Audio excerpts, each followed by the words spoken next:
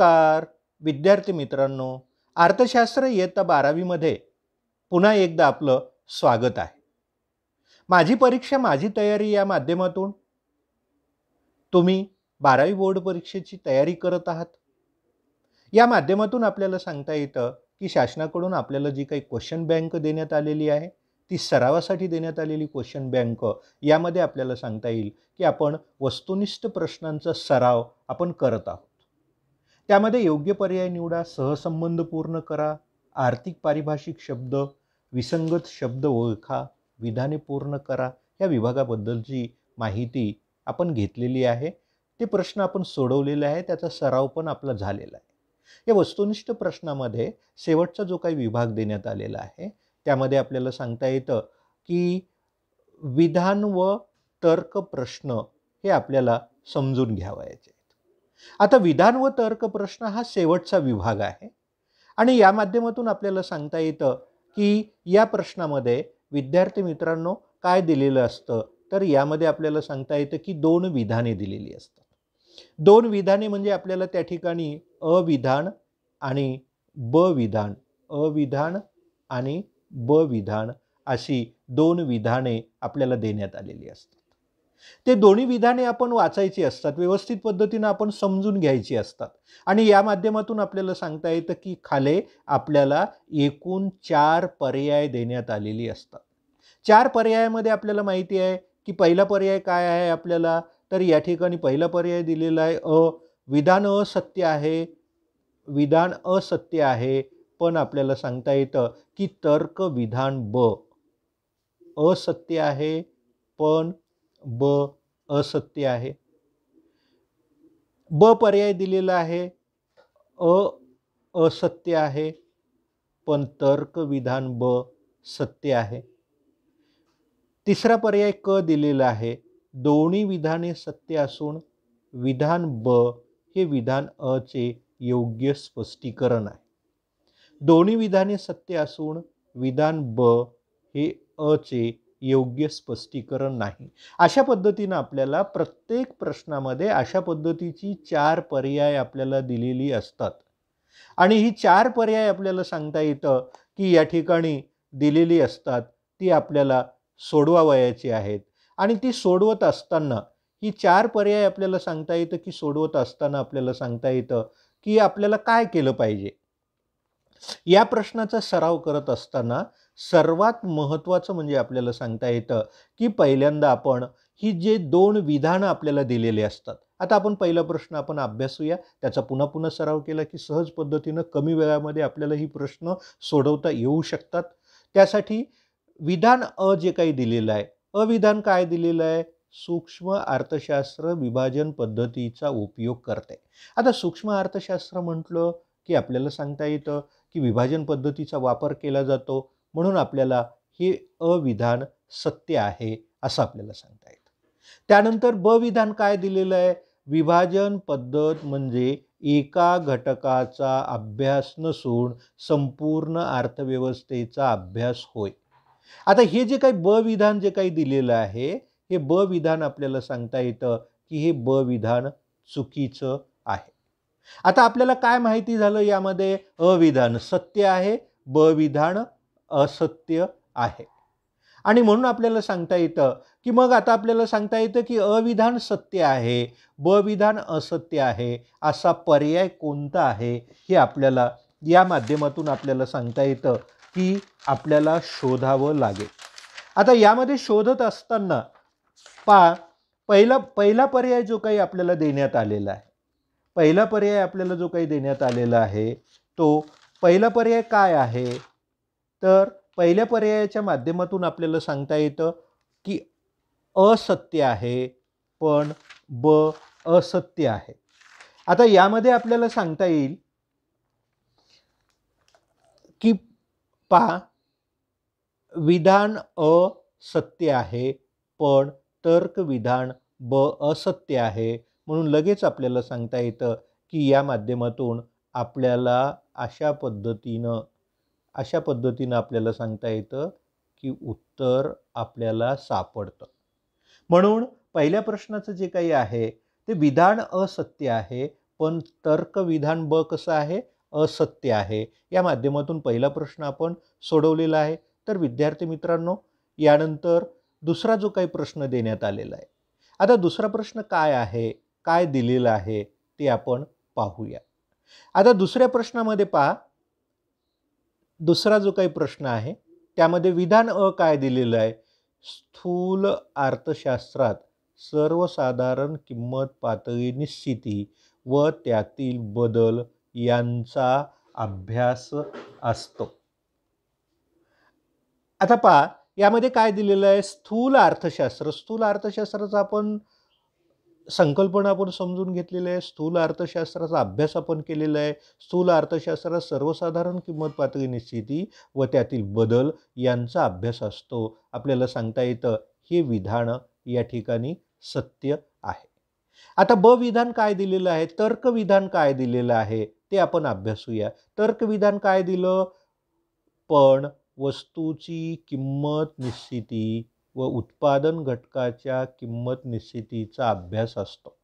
आता आपल्याला सांगता येते की इथं पहा, इथं स्थूल अर्थशास्त्र दिलेलं आहे आणि तर्क काय दिलेलं आहे, वस्तूची किंमत निश्चिती व उत्पादन घटकाच्या किंमत निश्चितीचा अभ्यास केला जातो. म्हणून आपल्याला सांगता येतं हे विधान चुकीचं आहे.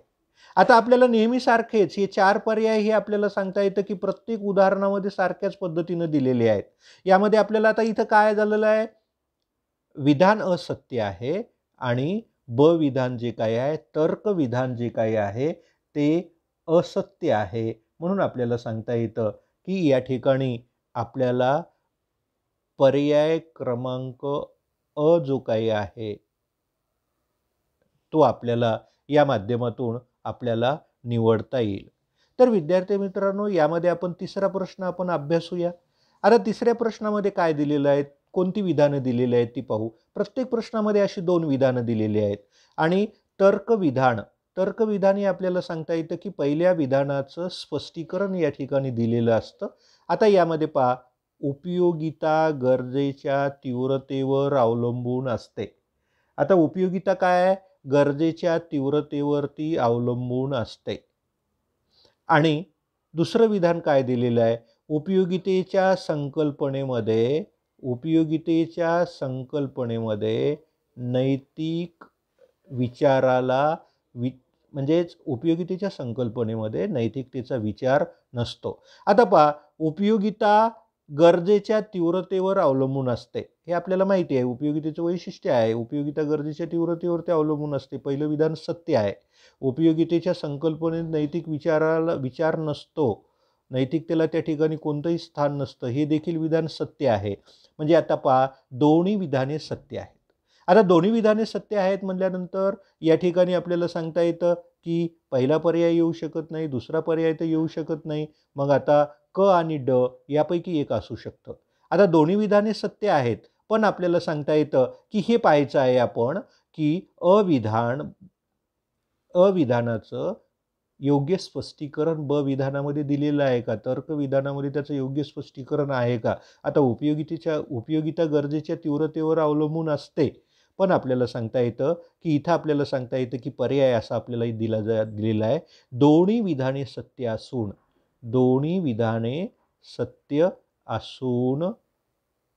विधान ब हे अ चे योग्य स्पष्टीकरण नाही. म्हणजे दोन्ही विधाने सत्य आहेत, पण आपल्याला सांगता येतं की तर्क जे काही मांडलेलं आहे, तर्क विधान जे काही आहे, उपयोगिता गरजेच्या तीव्रतेवर अवलंबून असते, हे मुख्य विधान आहे. त्याचा तर्क मांडलेला आहे की उपयोगितेच्या संकल्पनेत नैतिकतेच्या संकल्पनेचा आणि गरजेच्या तीव्रतेचा काही संबंध नाही. म्हणून आपल्याला सांगता येतं की दोन्ही विधाने सत्य असून विधान ब हे विधान अ चं योग्य स्पष्टीकरण नाही. म्हणून आपल्याला सांगता येतं याचं उत्तर पर्याय क्रमांक आपल्याला सांगता येतं की ड हे त्याचं योग्य उत्तर आहे. यानंतर चौथा जो काही प्रश्न दिलेला आहे, आता चौथा प्रश्न काय दिलेला आहे तो आपण पाहूया. चौथ्या प्रश्नामध्ये पहा, या ठिकाणी आपल्याला सांगता येतं की चौथ्या प्रश्नामध्ये जी काही विधानं देण्यात आलेली आहेत त्यामध्ये सीमांत उपयोगितेचा वक्र वर जाणारा असतो असं विधान दिलेलं आहे. आता आपल्याला सांगता येतं की सीमांत उपयोगितेचा वक्र आपल्याला माहिती आहे, तो खाली जाणारा असतो, म्हणजे हे विधान आपल्याला सांगता येतं की काय चुकीचं आहे. एखाद्या वस्तूच्या नगाचा उपभोग जसजसा वाढत जातो तसतशी एखाद्या वस्तूच्या नगाचा उपभोग जसजसा वाढत जातो तसतशी त्यापासून मिळणारी सीमांत उपयोगिता घटत जाते. आता पहा, तर्कविधान बरोबर आहे, पण मुख्य विधान जे काही आहे ते चुकीचं आहे. म्हणजेच आपल्याला सांगता येतं अविधान चुकीचं आहे आणि ब विधान आपल्याला सांगता येतं की तर्कविधान जे काही आहे बरोबर आहे असं आपल्याला सांगता येतं. म्हणून विद्यार्थी मित्रांनो, या माध्यमातून आपल्याला आता या ठिकाणी अ, ब, क, ड पैकी योग्य पर्याय आपल्याला निवडावा लागेल आणि या माध्यमातून आपल्याला सांगता येतं की या ठिकाणी योग्य पर्याय हा ब आहे. विधान असत्य आहे, पण तर्कविधान कसं सत्य आहे. म्हणून आपल्याला सांगता येतं की पर्याय क्रमांक ब हे त्याचं योग्य उत्तर आहे असं आपल्याला सांगता येतं. यामध्ये 5वा जो काही प्रश्न देण्यात आलेला आहे, आता 5वा प्रश्न काय आहे तो आपण पाहूया. 5व्या प्रश्नामध्ये जे काही विधानं देण्यात आलेली आहेत त्या विधानामध्ये पहा, सर्व इच्छा म्हणजे मागणी नाही. आता सर्व इच्छा म्हणजे मागणी नाही हे विधान आपल्याला सांगता येतं की अगदी बरोबर आहे. आणि ब विधान जे काही दिलेलं आहे ते अर्थशास्त्रीय दृष्ट्या मागणी म्हणजे अशी इच्छा जिला खरेदी शक्तीचे पाठबळ व ते खर्च करण्याची मानसिक तयारी असते. म्हणजेच आपल्याला सांगता येतं की दोन्हीही विधानं सत्य आहेत आणि पहिल्या विधानाचं तर्कविधान ब हे योग्य स्पष्टीकरण देखील आहे. म्हणजे अर्थशास्त्रीय दृष्ट्या मागणी म्हणजे अशी इच्छा की जिला खरेदी शक्तीचं पाठबळ आणि खर्च करण्याची मानसिक तयारी हे दोन्हीही लागतं. म्हणून आपल्याला सांगता येतं की या ठिकाणी 5व्या प्रश्नाचं जे काही उत्तर आहे ते आहे पर्याय क्रमांक. पर्याय क्रमांक आपल्याला सांगता येतं अ, ब, क पैकी, म्हणजेच काय दोन्ही विधाने सत्य असून विधान ब हे विधान अचं योग्य स्पष्टीकरण आहे. म्हणून आपल्याला सांगता येतं पर्याय क्रमांक अ, ब, क, ड पैकी क हे या प्रश्नाचं योग्य उत्तर आहे असं आपल्याला सांगता येईल. यामध्ये सहावा प्रश्न जो काही देण्यात आलेला आहे, आता 6वा प्रश्न काय आहे ते आपण पाहूया. यामध्ये 2 विधानं दिलेली आहेत. त्या विधानामध्ये आपल्याला सांगता येतं की अविधान काय दिलेलं आहे, तर अविधान आहे अपवादात्मक परिस्थितीत मागणी वक्र डावीकडून उजवीकडे खालून वर जाणारा असतो. आता मागणीचा नियम आपण अभ्यासलेला आहे आणि मागणीच्या नियमाच्या अपवादामध्ये आपल्याला सांगता येतं की अपवादात्मक परिस्थितीमध्ये आपल्याला सांगता येतं की मागणी वक्र डावीकडून उजवीकडे खालून वर जाणारा असतो. हे विधान अगदी बरोबर आहे आणि यानंतर आपल्याला सांगता येतं की ब विधान काय दिलेलं आहे, अपवादात्मक परिस्थितीत वस्तूची किंमत वाढते तेव्हा उपभोक्ता अधिक वस्तूंची खरेदी करतो आणि किंमत कमी झाल्यावर कमी वस्तूंची खरेदी करतो. हे आपल्याला सांगता येतं की बरोबर आहे. म्हणून आपल्याला सांगता येईल की यामध्ये पर्याय क्रमांक या ठिकाणी आपल्याला सांगता येतं की क जो आहे ते त्याचं योग्य उत्तर आहे. का तर दोन्ही विधाने आपल्याला सत्य असून विधान ब हे विधान अचे योग्य स्पष्टीकरण आहे असं आपल्याला सांगता येतं की म्हणून इथं पर्याय क्रमांक क हे त्याचं योग्य उत्तर आहे. तर विद्यार्थी मित्रांनो, यामध्ये 7वा जो काही प्रश्न देण्यात आलेला आहे, आता 7वा प्रश्न काय दिलेला आहे तो आपण अभ्यासूया. यामध्ये प्रत्येक प्रश्नामध्ये त्याच पद्धतीचे 2-2 विधानं दिलेली असतात. आता अविधान 7व्याचं अविधान जे काही दिलेलं आहे, एकक लवचिक मागणीचा वक्र हा आयताकृती परिवलयाचा असतो. आता आपल्याला सांगता येतं की एकक लवचिक म्हटलेलं आहे. एकक लवचिक मागणी elasticity of demand equal to 1 या पद्धतीची असते आणि या ठिकाणी आपल्याला सांगता येतं की मागणीचा वक्र हा आयताकृती परिवलयाचा असतो. हे विधान बरोबर आहे. मग या ठिकाणी आपल्याला सांगता येतं की या ठिकाणी ब जे काही विधान दिलेलं आहे, किमतीतील शेकडा बदलाच्या प्रमाणापेक्षा जेव्हा मागणीतील बदलाचे प्रमाण जास्त असते त्यास एकक लवचिक म्हणतात. पण आपल्याला सांगता येतं की हे विधान कसं आहे, असत्य आहे. विधान असत्य आहे.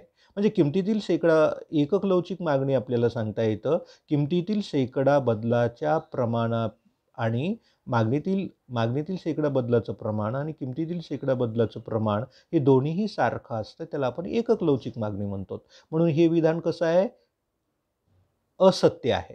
म्हणून या माध्यमातून आपल्याला सांगता येतं की या ठिकाणी पर्याय अ जो काही आहे विधान असत्य आहे, पण तर्कविधान ब कसं आहे, विधान असत्य आहे पण तर्कविधान ब असत्य आहे असं आपल्याला सांगता येतं. तर विद्यार्थी मित्रांनो, यामध्ये आपण पुढला जो काही प्रश्न देण्यात आलेला आहे तो आपण अभ्यासूया. आता यामध्ये 8वा जो काही प्रश्न दिलेला आहे, 8वा प्रश्न काय दिलेला आहे पहा.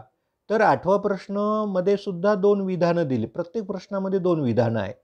8व्या प्रश्नामध्ये जे काही विधान दिलेलं आहे, आता मध्ये पहा, एकूण खर्च पद्धतीमध्ये आपण मागणी वक्रावरील एखाद्या बिंदूची लवचिकता मोजू शकतो.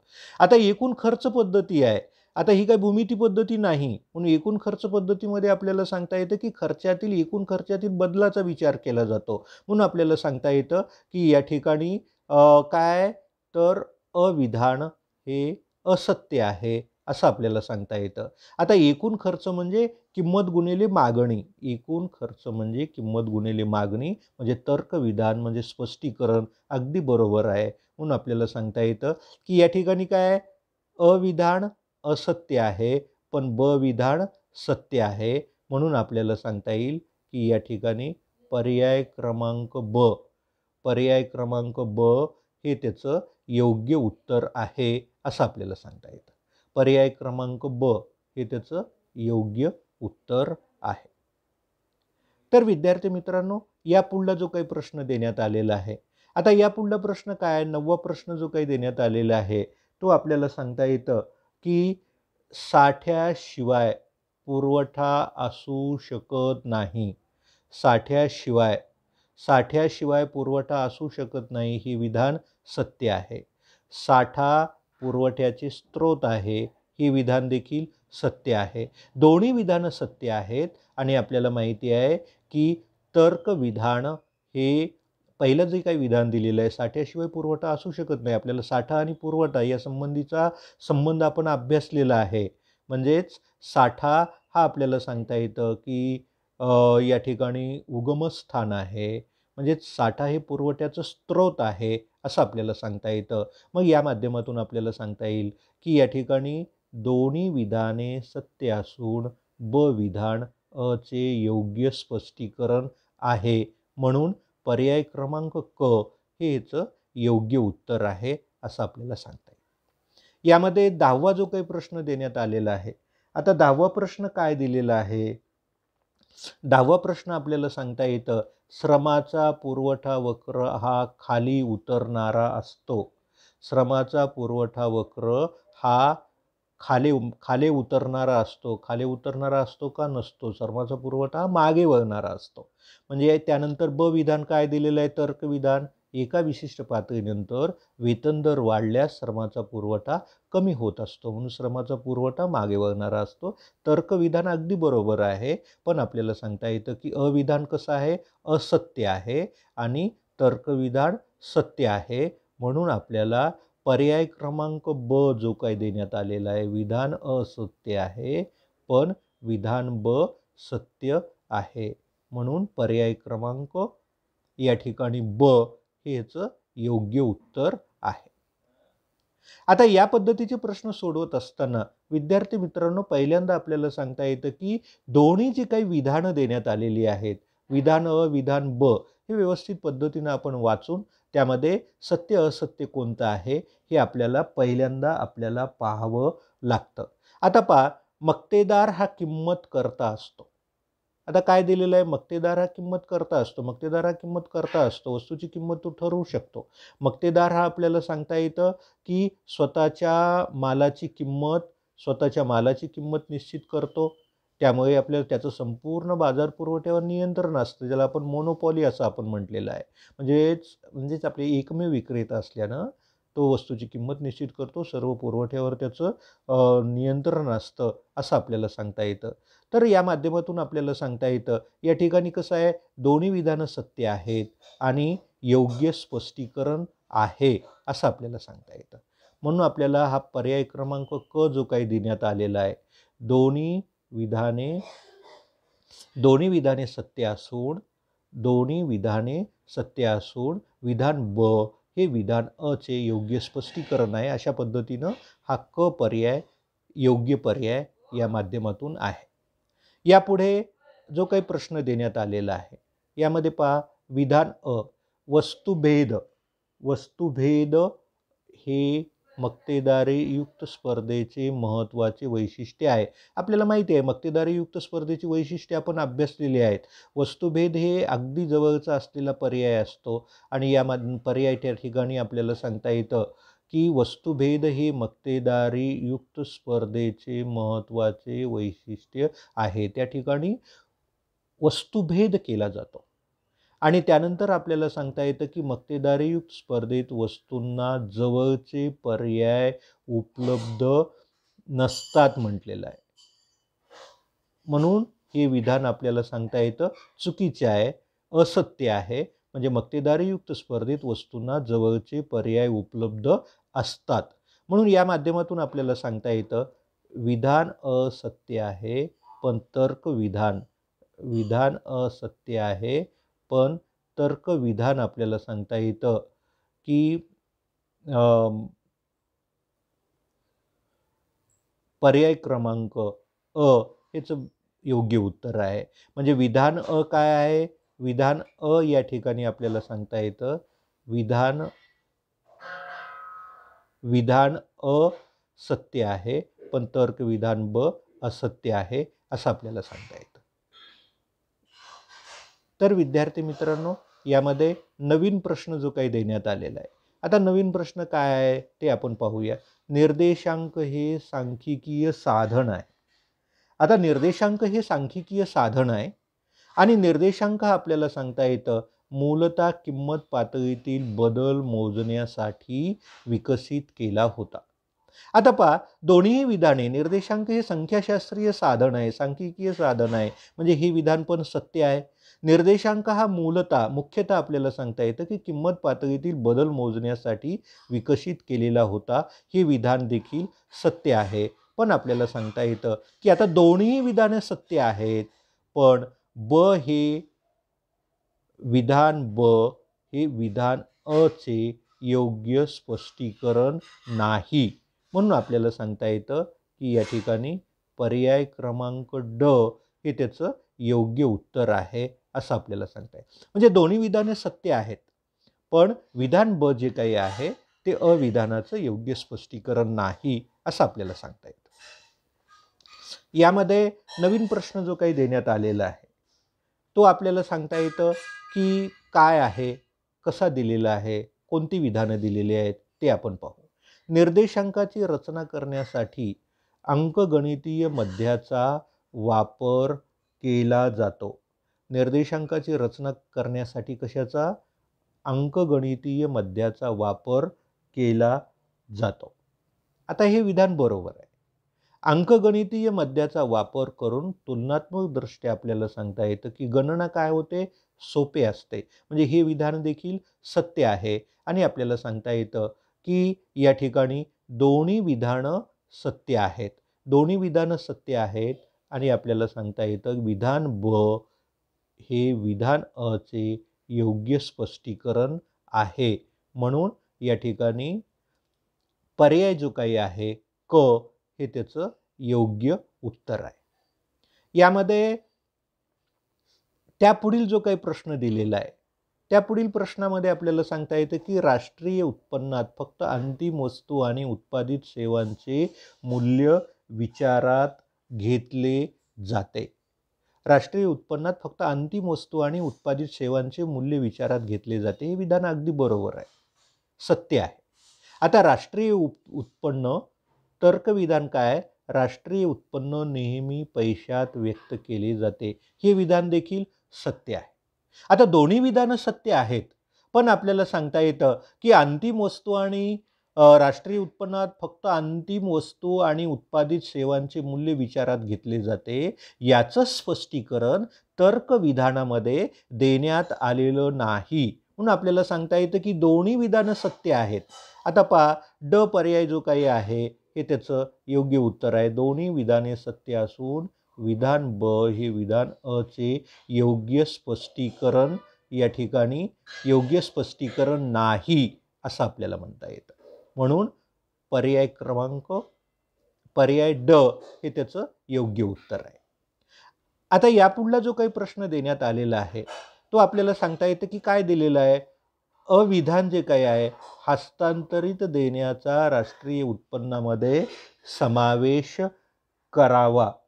हस्तांतरित देण्याचा आपल्याला सांगता येतं, हस्तांतरित देण्याचा राष्ट्रीय उत्पन्नामध्ये समावेश करावा. आता राष्ट्रीय उत्पन्नामध्ये समावेश केला जात नाही, हस्तांतरित उत्पन्न जे काही असतं त्याचा. म्हणून हे विधान कसं आहे, चुकीचं आहे.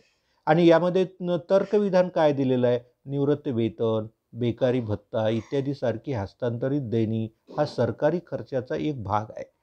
तर्कविधान बरोबर आहे, पण मुख्य विधान जे काही अविधान जे काही दिलेलं आहे ते आपल्याला सांगता येतं की चुकीचं आहे. म्हणून या माध्यमातून आपल्याला सांगता येतं की या ठिकाणी पर्याय ब विधान अ असत्य आहे, पण तर्कविधान ब कसं आहे, सत्य आहे. म्हणून आपल्याला सांगता येतं की पर्याय ब हे त्याचं योग्य उत्तर आहे. यापुढला जो काही प्रश्न दिलेला आहे, कोणता दिलेला आहे ते आपण पाहूया. या ठिकाणी विधान जे काही दिलेलं आहे, सरकारने केलेला खर्च म्हणजे सार्वजनिक खर्च होय. आता सरकारने केलेला खर्च त्याला आपण सार्वजनिक खर्च असं आपण म्हणतो. हे विधान अगदी सत्य आहे. आता पहा, ब विधान तर्क काय दिलेलं आहे, सार्वजनिक खर्चामध्ये नागरिकांचे संरक्षण, त्यांच्या सामूहिक गरजांची पूर्तती, सामाजिक कल्याणासाठी केलेला खर्च इत्यादीचा समावेश होतो. हे अगदी बरोबर आहे. म्हणजे दोन्हीही विधानं सत्य आहेत आणि तर्कसुद्धा आपल्याला सांगता येतं की तर्कविधानसुद्धा अगदी बरोबर आहे, सत्य आहे. म्हणून आपल्याला सांगता येतं की यामध्ये दोन्ही विधाने सत्य असून विधान ब हे विधान अ चे योग्य स्पष्टीकरण आहे. म्हणून आपल्याला सांगता येतं की पर्याय क हे या प्रश्नाचं योग्य उत्तर आहे. या पुढील जो काही प्रश्न देण्यात आलेला आहे तो पाहूया. विधान अ जे काही दिलेलं आहे, विधान अ जे दिलेलं आहे ते काय, कर्ज उभारणे हे सरकारची सर्वसाधारण कृती आहे. कर्ज उभारणे ही सरकारची आपल्याला सांगता येतं सर्वसाधारण कृती आहे. हे विधान सत्य आहे.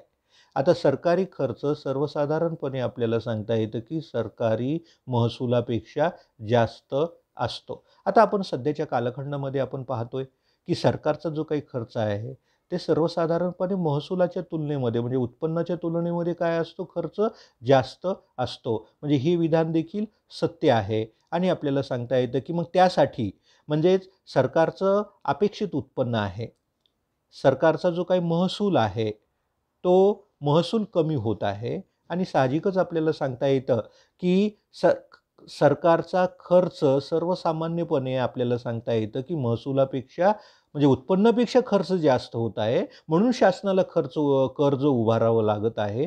म्हणून या माध्यमातून आपल्याला सांगता येतं की या ठिकाणी दोन्ही विधानं सत्य आहेत आणि विधान सत्य असून विधान ब हे विधान अ चे योग्य स्पष्टीकरण आहे असं आपल्याला सांगता येतं. म्हणून पर्याय क्रमांक क हे त्याचं योग्य उत्तर आहे असं आपल्याला म्हणता येईल. या पुढला जो काही प्रश्न आहे तो आहे विधान अ जे काही देण्यात आलेलं आहे, पतनियंत्रण करणे हे व्यापारी बँकेचे महत्त्वपूर्ण कार्य आहे. तर विद्यार्थी मित्रांनो, आपण अभ्यासलेले आहेत व्यापारी बँकाची कार्य. यामध्ये लक्ष द्या, पतनियंत्रण म्हटलेलं आहे. पतनियंत्रण हे व्यापारी बँकेचं काय, पतनिर्मिती हे कार्य आहे. पतनियंत्रण हे व्यापारी बँकेचे महत्त्वपूर्ण कार्य आहे का, नाही. म्हणून हे विधान कसं आहे, असत्य आहे. व्यापारी बँका ठेवी निर्माण करतात, ठेवीतून कर्ज देतात, कर्जातून ठेवी निर्माण होतात. त्यातून पतपैशाची निर्मिती होते. तर्कविधान हे आपल्याला सांगता येतं अगदी बरोबर आहे. म्हणजे काय झालं या ठिकाणी, अविधान असत्य आहे आणि ब विधान तर्कविधान सत्य आहे. म्हणून आपल्याला सांगता येतं पर्याय क्रमांक ब हे त्याचं योग्य उत्तर आहे असं आपल्याला सांगता येईल. यापुढील जो काही प्रश्न देण्यात आलेला आहे, पुढील प्रश्न आपल्याला सांगता येतं की कोणता आहे ते आपण पाहूया. त्यामधलं विधान आहे, वायदे बाजार हा नाणे बाजाराचा महत्त्वाचा घटक आहे. आता वायदे बाजार हा आपल्याला सांगता येतं की नाणे बाजाराचा महत्त्वाचा घटक आहे. आता वायदे बाजार हा जो आपल्याला सांगता येतं की नाणे बाजाराचा महत्त्वाचा घटक आहे, हे विधान या ठिकाणी कसं आहे, असत्य आहे. आता ब विधान काय दिलेलं आहे, वायदे बाजार ही एक अशी व्यवस्था आहे की ज्यामध्ये समभाग, रोखे इत्यादीचा व्यापार होतो. हे विधान अगदी सत्य आहे. म्हणून आपल्याला सांगता येतं की यामध्ये कसं आहे की विधान अ जे काही आहे, विधान असत्य, पण तर्क विधान ब कसं आहे या ठिकाणी सत्य आहे. म्हणून आपल्याला सांगता येतं की या ठिकाणी पर्याय जो काही आहे ब हे त्याचं योग्य उत्तर आहे. पर्याय ब हे त्याचं योग्य उत्तर आहे असं आपल्याला सांगता येतं. यामध्ये नवीन जो काही प्रश्न देण्यात आलेला आहे, या पुढला जो काही प्रश्न आहे त्यामध्ये विधान पहा, व्यापार हा आर्थिक वृद्धीची गुरुकिल्ली आहे. व्यापार हा आर्थिक वृद्धीची गुरुकिल्ली आहे. हे विधान अगदी सत्य आहे. यामध्ये आपल्याला पहा ब विधान जे काही दिलेलं आहे, देशाच्या आर्थिक विकासात व्यापार महत्त्वाची भूमिका बजावतो. हे देखील विधान सत्य आहे. म्हणजे आपल्याला सांगता येईल की या माध्यमातून आपल्याला हे दोन्ही विधाने सत्य आहेत. दोन्ही विधाने सत्य आहेत आणि आपल्याला सांगता येतं की कोणताही देश असो, कोणत्याही देशाचा व्यापार हा आर्थिक विकासाची एक महत्त्वाची गुरुकिल्ली आहे आणि देशाच्या आर्थिक विकासात व्यापार ही महत्त्वाची भूमिका बजावत असतो. म्हणजे आपल्याला सांगता येईल की दोन्ही विधाने सत्य असून विधान ब हे विधान अ चे योग्य स्पष्टीकरण आहे. म्हणून या ठिकाणी पर्याय क्रमांक क हे त्याचं योग्य उत्तर आहे असं आपल्याला सांगता येईल. तर विद्यार्थी मित्रांनो, यामधला शेवटचा जो काही प्रश्न दिलेला आहे तो आपण अभ्यासूया. त्यामध्ये विधान काय दिलेलं आहे व्यापार तोलाला व्यवहार तोल असेही म्हणतात. आता आपण शेवटच्या प्रकरणामध्ये आपण अभ्यासलेलं आहे, व्यापार तोल वेगळं आहे आणि व्यवहार तोल वेगळं आहे. व्यापार तोलामध्ये आपल्याला सांगता येतं की फक्त आयात निर्यात याचा विचार केला जातो. तर आपल्याला सांगता येतं की म्हणून हे विधान कसं आहे, असत्य आहे. आता या ठिकाणी तर्क काय दिलेला आहे व्यापार तोलाचा संबंध दृश्य व अदृश्य वस्तूच्या आयात निर्यात मूल्यांशी येतो. म्हणजे व्यापार तोलाचा जो काही संबंध आहे तो दृश्य व अदृश्य वस्तूंच्या आयात निर्यात मूल्याशी येतो. हे विधान सत्य आहे. म्हणून आपल्याला सांगता येतं की या माध्यमातून आपल्याला सांगता येतं की काय अविधान असत्य आहे आणि ब विधान सत्य आहे. म्हणून या ठिकाणी पर्याय ब हे त्याचं योग्य उत्तर आहे. विधान असत्य आणि तर्कविधान ब सत्य आहे. तर विद्यार्थी मित्रांनो, अशा पद्धतीने आपल्याला सांगता येतं की विधान व तर्क प्रश्न हा जो काही वस्तुनिष्ठ प्रश्नामधला शेवटचा विभाग जो होता तो आपण अभ्यासलेला आहे. ठीक आहे विद्यार्थी मित्रांनो, आपण इथं थांबूया. धन्यवाद.